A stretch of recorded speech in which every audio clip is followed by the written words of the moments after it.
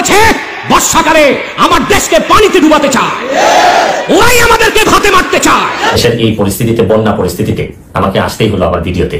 এই নদীর উপরে কখনো হয়নি, কারণ একটা ভারত থেকে একটা ড্যাম এটা ছেড়ে দেওয়ার কারণে পানি আর কোনোভাবে কুলায় উঠতে পারতেছে না আমাদের নদী। বিদেশ বসেই ভারত মিয়ানমারকে কড়া হুঁশিয়ারি দিলেন ডক্টর মোহাম্মদ ইউনূস।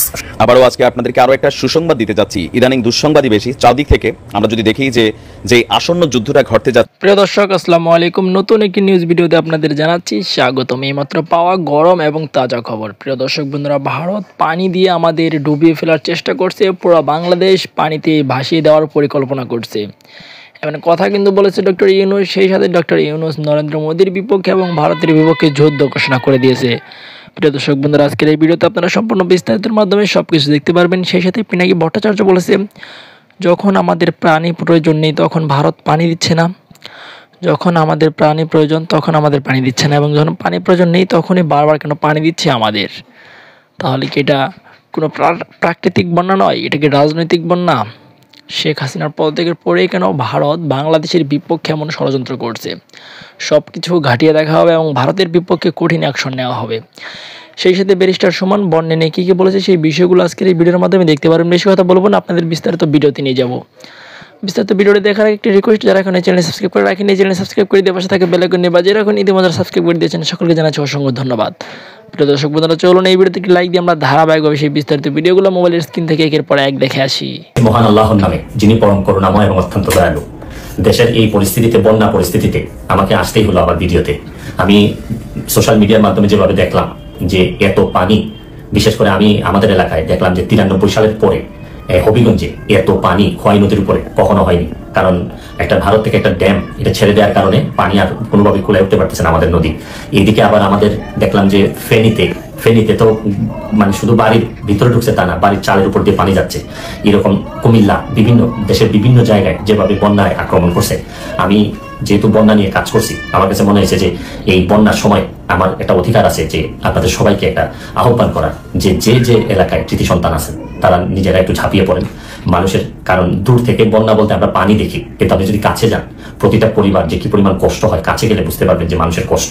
আমরা তো এমনি শুধু থই পানি দেখি, কিন্তু ভিতরে গেলে বোঝা যায় মানুষের খাবারের অভাব হয়, মানুষের পয় নিষ্কাশন ব্যবস্থার অভাব হয়, মানুষের স্যালাইন লাগে। সামান্য একটা স্যালাইন নিয়ে যেতে পারলেও অনেক বড় উপকার হয়। আমি বিশেষ করে প্রধান উপদেষ্টা মহোদয় ডক্টর মোহাম্মদ ইউনূস সাহেবকে অনুরোধ করবো যে সারা দেশে ওনার তো তৃণমূলে কাজ করার অভিজ্ঞতা আছে, উনি যদি একটু ব্যবস্থা নেন এবং মানুষ অনেক বেশি শান্তি পাবে। কারণ আমি আরেকটা জিনিস, আমি আমার এলাকায় নিজের হবিগঞ্জের যারা আছেন, যারা আমাকে আমার আত্মীয় স্বজন যারা ফলোয়ার আছেন, তাদেরকে বলবো যে আপনারা যেভাবে পারেন আমাদের এলাকার, অন্তত এলাকার মানুষগুলারে সেভ করার চেষ্টা করেন। আমার পক্ষ থেকে আমি যেভাবে পারি কিছু না কিছু সহযোগিতা করার চেষ্টা করব, কারণ সবাই একসাথে দাঁড়াইলেই দেশের যে কোনো দুর্যোগে আমরা মানুষের কল্যাণ কিছু করতে পারবো। আমরা বহু মানুষ আছি, হয়তো মানুষ একটু বিপদে পড়লেই কাজে আসতে পারি, হয়তো আমরা চেয়ে ঘুরে বেড়াই না, আমরা হয়তো অনেক বেশি প্রতিবাদকারী না, বা সব জায়গায় দাঁড়ায় যেতে পারি না, অনেক লিমিটেশন নিয়ে মানুষ হিসাবে বেঁচে থাকি। তারপর চেষ্টা করেন যে সবাই মিলে অন্তত বন্যা দুর্গতরে সবকিছুর ঊর্ধ্বে উঠে বন্যা যারা দুর্গত তাদের পাশে দাঁড়াবেন, এইটুকু আমার আপনাদের কাছে আহ্বান, আপনাদের কাছে চাওয়া। তারপর আমি একটা জিনিস বলি যে খুব খারাপ, এখনো আমাদের এলাকায় নদী ভাঙ্গন দেখা দেয়নি, নদীর চারদিকে পানি পড়তেছে। যদি ভাঙ্গন দেখা দেয়, খুবই খারাপ অবস্থা হয়, তাহলে আপনারা নিশ্চিত থাকতে পারেন আমি যেভাবেই হোক সশরীরে আপনাদের মাঝে হাজির হব। ফারাক্কায় বাঁধ নির্মাণ করে আমার দেশকে জলশূন্য করে কৃষিতে মারতে চায়। টিপাই বুকে বাঁধ নির্মাণ করেছে বর্ষাকালে আমার দেশকে পানিতে ডুবাতে চায়, ওরাই আমাদেরকে ভাতে মারতে চায়, ওরাই আমাদেরকে পানিতে মারতে চায়। মনে রাখতে হবে, বাংলাদেশের সবচেয়ে বড় শত্রু হচ্ছে হিন্দুস্তান। 72 থেকে 75-এর ইতিহাস দেখুন, সে সম্পর্কের কারণে দেশকে কত বড় খেসারত দিতে হয়েছে। 3টি বছর তারা বাংলাদেশে তখন একটি দিনের জন্য স্বাধীনতা পরবর্তী সরকারকে রাষ্ট্র চালাতে দেয় নাই শান্তিতে। তাদের পোষা জাসদ বাসদকে দিয়ে সারা দেশকে জাহান্নামের টুকরা বানিয়েছিল। 76 থেকে 82 পর্যন্ত ইতিহাস দেখুন, যারা ক্ষমতায় ছিল যখনই আঘাত করেছে ভারতের সাথে, পেছন দিক থেকে তারা ছুরি মেরেছে। ফারাক্কায় বাঁধ নির্মাণ করে আমার দেশকে জলশূন্য করে কৃষিতে মারতে চায়। টিপাই বুকে বাঁধ নির্মাণ করেছে বর্ষাকালে আমার দেশকে পানিতে ডুবাতে চায়, ওরাই আমাদেরকে ভাতে মারতে চায়, ওরাই আমাদেরকে পানিতে মারতে চায়। মনে রাখতে হবে, বাংলাদেশের সবচেয়ে বড় শত্রু হচ্ছে হিন্দুস্তান। তাদের সাথে কোনো সামরিক চুক্তি, বাণিজ্যিক চুক্তি চলবে না। রাষ্ট্রীয়ভাবে ঘোষণা দিন, সেই বিজেপির কুলাঙ্গার নেতাদের শাস্তি নিশ্চিত হওয়ার আগ পর্যন্ত আর ভারতীয় সংসদে নিন্দা এই ঘটনার জন্য ক্ষমা চাওয়ার আগ পর্যন্ত ভারতের সাথে বাংলাদেশের কোনো সম্পর্ক থাকবে না, কোন পণ্যদ্রব্য বাংলাদেশে আসতে পারবে না যদি এখনই সিদ্ধান্ত না নেন সরকারি দল এবং বিরোধী দল। আপনারা কথা বললেন না কেন? ভারতের সাথে আঘাত করে ক্ষমতায় আসতে চান? 14 কোটি মুসলমানের ম্যান্ডেটেই নিশ্চিত হবে কারা ক্ষমতায় থাকবে আর কারা থাকবে না। অতএব নির্বাচনের আগে ভুল সিদ্ধান্ত নেবেন না। আসসালামু আলাইকুম, ঈদ মোবারক। আবারও আজকে আপনাদেরকে আরো একটা সুসংবাদ দিতে যাচ্ছি। ইদানিং দুঃসংবাদই বেশি। চারদিক থেকে আমরা যদি দেখি যে আসন্ন যুদ্ধটা ঘটতে যাচ্ছে, সেই যুদ্ধটা যেন কোনোভাবে না ঘটে, সেই কারণে ইরানের যে প্রধান মিত্রশক্তি, যে রাষ্ট্রগুলা তাদের সরকার না, আপনি যদি দেখেন ইরাকের সরকার টেকনিক্যালি আমেরিকার বিরোধিতা করলেও তারা কিন্তু ইসলিকে আক্রমণের জন্য তাদের আকাশ সীমাটা আবার ইরানকে ব্যবহার করতে দিতে চাচ্ছে না। তবে ইরাকের মধ্যে থাকা একটা বিশাল গোষ্ঠী যারা ইরানেরই যোদ্ধা বা সহচর, তারা কিন্তু টেকনিক্যালি আক্রমণ চালাচ্ছে। অপরদিকে আপনি জর্ডানকে দেখেন, আবারও নতুন করে তারা বেকা বসছে। কোনটা? কারণ ইরান ইসলিকে আক্রমণ করবে, আর ইরান যদি ইসলিকে আক্রমণ করে জর্ডানের আকাশ সীমা দিয়েই কিন্তু মেশিনারিজগুলো যাবে। তো সেই ক্ষেত্রেও নিজেদের ভূমির উপর কোনো ধরনের বিপদ আপদ আনতে চাচ্ছে না জর্ডান, তারাও কিন্তু এক ধরনের অবস্থান নিয়েছে, তাদের আকাশ সীমাকে ব্যবহার করতে দেবে না। তবে এগুলো কইরা এই বীরদের জয়যাত্রাকে কি বন্ধ করা যাবে? দূর থেকে ঘটনা ঘটাতে পারুক আর না পারুক, ইরানের যে স্পেশাল ফোর্স হিজু ইসলির একদম সীমান্তে গত বছর খানেকের সময় ধরে যে বীরেরদের অভিযান জয়যাত্রা, সেটাকে নতুন করে আরো একবার ঝালিয়ে নিয়েছেন উড়াধুরা অ্যাকশনের মাধ্যমে। ইসলির একটি বড়সড় সামরিক ঘাঁটি, এটার আপনার নাম হচ্ছে মার্জ নামক এই সামরিক ঘাঁটি। এটার অবস্থান হচ্ছে দেশটির উত্তরাঞ্চলে। আপনারা যারা আমার নিউজগুলো নিয়মিত শোনেন, উত্তরাঞ্চলে লেবাননের আমাদের এই বীর গোষ্ঠী তারা যতটা শক্তিশালী, সেখানে কিন্তু অনেকটাই অসহায় হচ্ছে কারা? ইসলির সেনাবাহিনী। উত্তরাঞ্চলের সীমান্ত থেকে কয়েকশো কিলোমিটার ভেতরেও যে সামরিক ঘাঁটিগুলো আছে, আস্তে আস্তে সেগুলোর দিকেই নিজেদের অভিযানকে বিস্তৃত আকারে কি বলা যায় সামনের দিকে নিয়ে যাচ্ছে আমাদের হিজুরা। বলা হচ্ছে আপনার লেবাননে কিন্তু গত পরশুদিন আরো একটা হামলা চালাইছিল ইসলির সেনাবাহিনী, সেখানে সম্ভবত 10 জন তারা নিহত হয়েছিল। সেইটার প্রতিশোধ প্লাস তাদের কমান্ডারকে শাহাদাত করা, সকল কিছু মিলিয়ে আজকে আমরা যখন নিউজটি করছি, স্থানীয় সময় সকালে দেশটির উত্তরাঞ্চলের মার্জ নামের ওই বিশাল সামরিক ঘাঁটিটিকে লক্ষ্য করে ছোড়া হয়েছিল এক গুচ্ছ রকেট, মানে একাধিক রকেট। সামাজিক মাধ্যম টেলিগ্রামে এই তথ্য জানিয়ে হিজুরা বলছে যে এখানে যে সামরিক ঘাঁটির অবকাঠামো ছিল, প্রশিক্ষণগার ছিল, অস্ত্রাগার ছিল, সেগুলোকে টার্গেট করে তারা তাদের রকেট এবং ড্রোন হামলা চালিয়েছে। এতে সামরিক অবকাঠামো যে কনস্ট্রাকশনাল যে ডিজাইনিংগুলো আছে বা সেক্টরগুলো আছে, সেগুলো ধসে পড়ে গেছে। আর হতাহতের সংখ্যা আসলে কত সেটা এখন পর্যন্ত জানা যাচ্ছে না, যেহেতু খবরটা তাজা। তবে ইসলির সেনাবাহিনীর বক্তব্য অনুযায়ী এখানে কোনো ধরনের হতাহতের ঘটনা ঘটে নাই, তবে কনস্ট্রাকশনালি কিছু ক্ষয়ক্ষতি হয়েছে।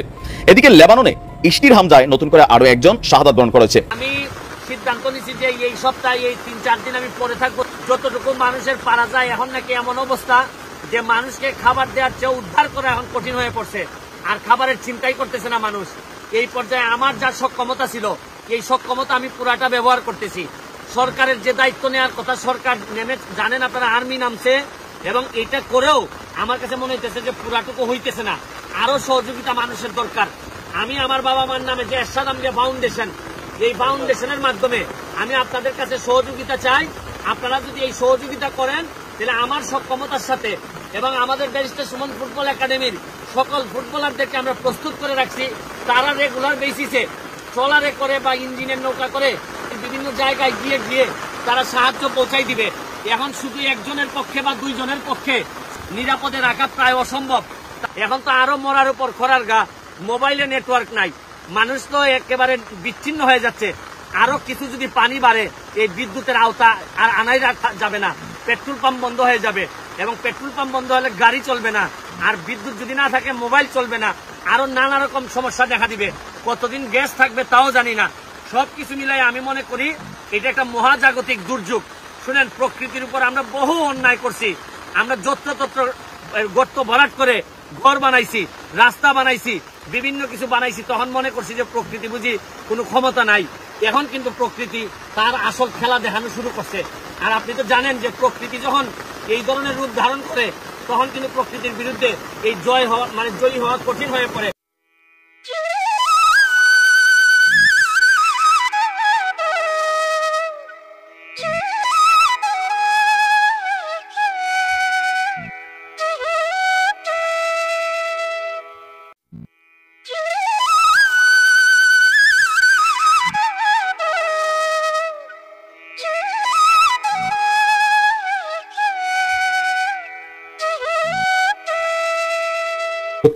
সালের পর প্রথম ত্রিপুরার ডুম্বুর জলবিদ্যুৎ প্রকল্পের বাঁধ খুলে দিছে ইন্ডিয়া, আর তার সাথে খুলে দিছে গজলডোবা বাঁধ।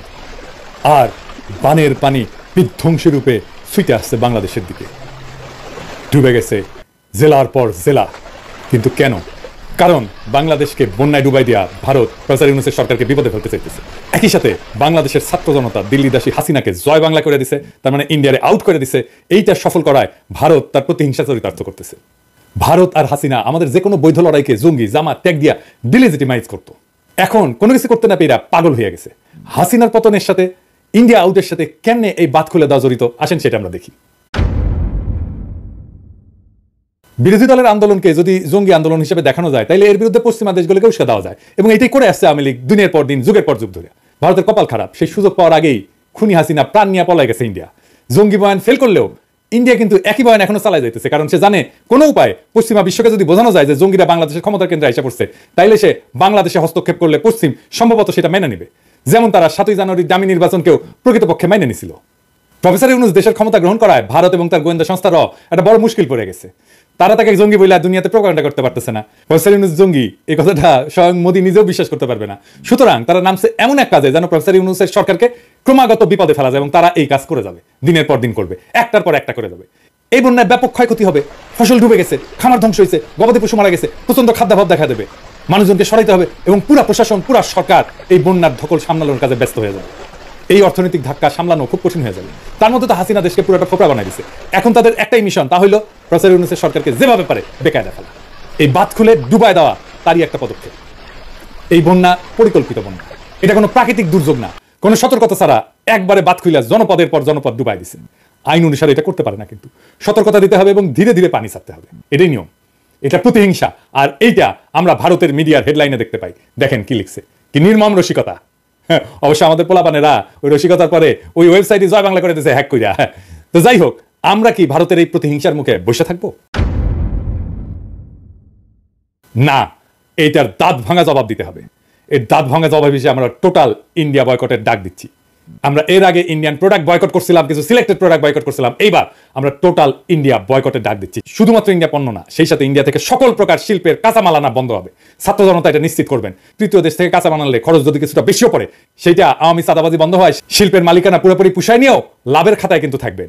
আমাদের সাপ্লাই চেইন ইন্ডিয়া থেকে সরায় নেওয়ার এটাই মোক্ষম সময়। একই সাথে ভারতের সকল এয়ারলাইন্সকেও বয়কট করা হলো।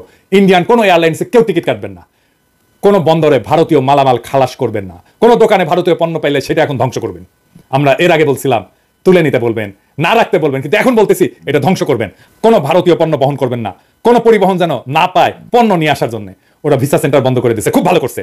আর যেন না খোলে। ওরা মৈত্রী ট্রেনটাকে চালাইতে উৎসাহ পাইতেছে না, চালাইস না, আমরা খুব খুশি। না চালাইলে আমরা সবচেয়ে খুশি হব। সরকারকে আহ্বান জানাচ্ছি, ভারতের সাথে সকল চুক্তি উন্মুক্ত করেন, যা যা এখনই বাতিলযোগ্য সেগুলো বাতিল করেন।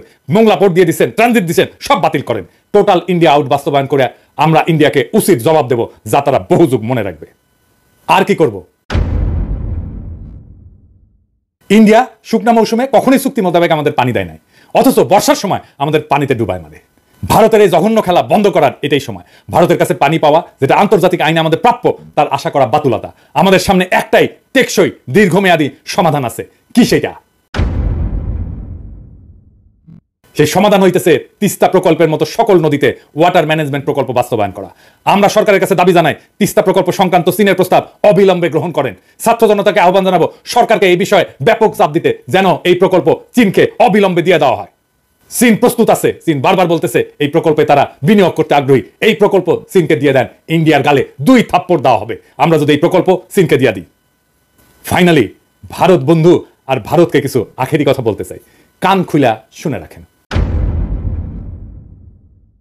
অনেকে মনে করেন ভারত বড় দেশ, আমাদের ঘিরা আছে, হুরে বাবা, হ্যাঁ আমাদের খায়া ফেলবে। হ্যাঁ জি না, ভারত আমাদের ঘিরা নাই, আমরা ভারত দিয়ে বেষ্টিত না। ভারত বরং চারিদিকে শত্রু রাষ্ট্র দিয়ে বেষ্টিত। সরাসরি শত্রু না হলেও তারা ভারতের বন্ধু না, যারা ভারতকে বেষ্টন করে আছে। ম্যাপটা খুলে দেখেন, একদিকে পাকিস্তান, চীন, নেপাল, বাংলাদেশ, আর ওইদিকে মায়ানমারের গণতন্ত্রকামীরা জিতে গেলে ওরা বাম্বু দেবে ইন্ডিয়াকে সকাল বিকাল। ইন্ডিয়াকে ঘিরে ফেলা হয়েছে চারিদিক থেকে, চারিদিকে ওর হোস্টাইল টেরিটরি। আর আমরা তিস্তার চায়নাকে ডাইকে না চিকেন নেক চাইপা ধরবো। 15 বছর ফ্যাসিবাদের ঘানি টানাইছে ইন্ডিয়া। এইটার মূল্য ইন্ডিয়াকে চুকাইতে হবে কড়ায় গন্ডায় আগামী 50 বছর ধরে। একটা কবিতা ছিল, মুক্তিযুদ্ধের সময় লেখা হয়েছিল, সেই কবিতা আমরা আবার পড়বো। তুমি আমার আকাশ থেকে সরাও তোমার ছায়া, তুমি বাংলা ছাড়ো। তুমি আমার বাতাস থেকে মোছো তোমার ধুলা, তুমি বাংলা ছাড়ো। তুমি আমার জলস্থলের মাদুর থেকে নামো, তুমি বাংলা ছাড়ো। শত্রু দেশের সাথে কোনো ডিলিংস না, ইন্ডিয়ার সাথে কোনো ডিলিংস না। যারা শত্রু দেশের সাথে হাত মিলাবে তাদের ক্ষমা নাই। প্রিয় দেশবাসী, শুরু থেকে শেষ পর্যন্ত যারা এই ভিডিওটি দেখেছেন সকলকে জানাই অসংখ্য অসংখ্য ধন্যবাদ। যারা এরকম নিউজ ভিডিও পেতে পছন্দ করেন তারা অবশ্যই এই চ্যানেলটি সাবস্ক্রাইব করে পাশে থাকা বেল আইকনটি বাজিয়ে দিবেন। যারা এখন এই ভিডিওটি শেয়ার করেননি, এই ভিডিওটি দ্রুত শেয়ার করে সকলকে দেখার সুযোগ করে দিন।